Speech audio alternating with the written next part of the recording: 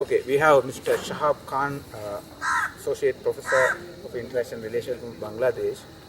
He has been working in different South Asian strategic issues in Bangladesh and also other countries. So welcome to the program. Thank you. Shahab, now you have been working in regional issues of South Asia for several years in different capacities. Right. Now we talk about a lot of, we talk and hear about a lot of things about economical integration in South Asia. So how do you think, what is your evaluation about current status of integration? Well, regional integration is a long-term standing issue for South Asian development.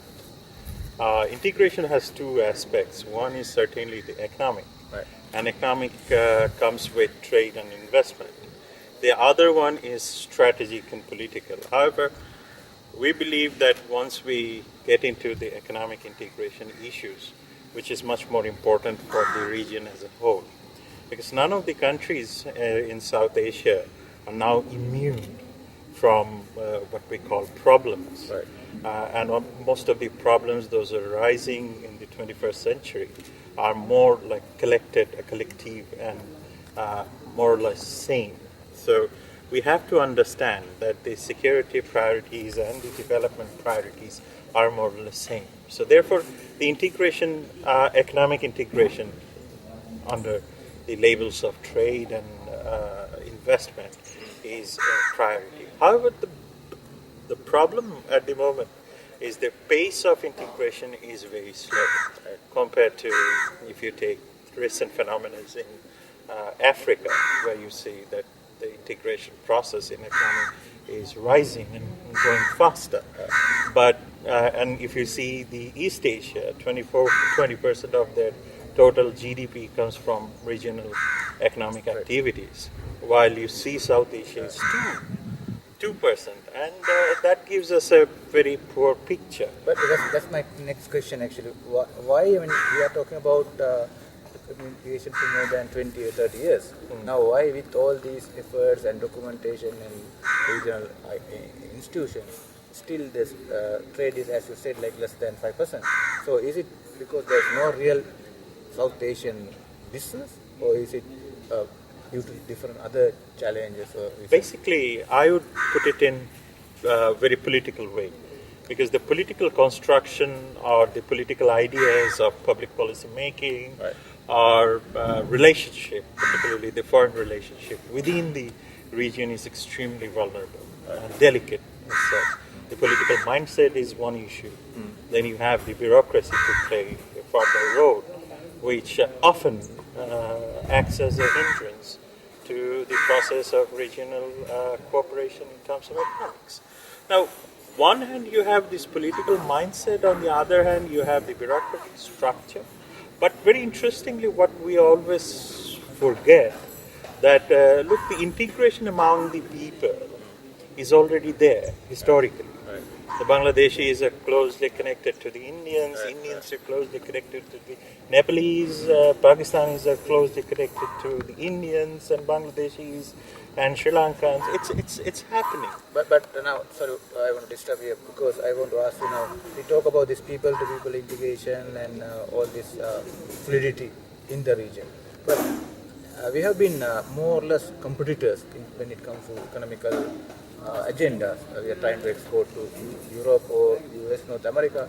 So, do you think there are economical opportunities to do things inside in the region? Of course. I mean, this is a huge market. And let's take the case of Bangladesh and India. These are both natural markets. Geography plays their role. I mean, the dice is being played by geographical location. Can India ignore Bangladesh's geographical position? Can Pakistan ignore Afghanistan's geographical position? So market is very much there. East Asia's success stories or European Union success stories is again the geography that binds us together. So what we have to understand that the geographical realities are there. So the political construction should understand that we cannot change our neighbors. So The moment we start thinking that we can change our neighbors, it's absolutely a ridiculous So I idea. see a lot of optimism here. Absolutely. So, now let's say that we have economically integrated South Asia within next 20 years or so on. Now, then again the issue of strategic implications, security, talk about terrorism or smuggling. So what are the possible strategic implications of having an integrated South Asia? Number one is certainly your trade is going up, which means your resources are now increasingly becoming equally distributed. That creates basic necessity, that meets the basic demands. Like you have to have job, Right. you have to have certain security in your life. And how do you get it? Of course, that's the economy that plays the whole role. And once you empower people with the access to job, access to market, access to resources, eventually that strengthens your all democratic institutions and economic institutions. Now, we know everybody agrees that Bangladesh has played like a pioneering role in all integrating efforts. But what is the, as you think, the future role of Bangladesh in any kind of economical integration? Bangladesh has always been a firm believer of multilateralism. Right. We believe the spirit of multilateralism is the core of regional development as a whole. Right. So therefore, I think Bangladesh has so far played a very strong role. It has coined the idea, mooted the idea of SAARC. It has been a member of a number of regional bodies. It has always been a proactive actor in creating regional institutional architectures. And therefore, I think Bangladesh has so far played a strong role and will eventually play a very strong role because it believes that South Asian Common Development Agenda, poverty eradication, think about the let's talk about the non-traditional security issues. Again, Bangladesh believes that look, if we want to deal with the non-traditional security issues, can we ignore our cooperative infrastructure, cooperative development infrastructure, which requires a massive reform within the mindset as well as the institutional setups.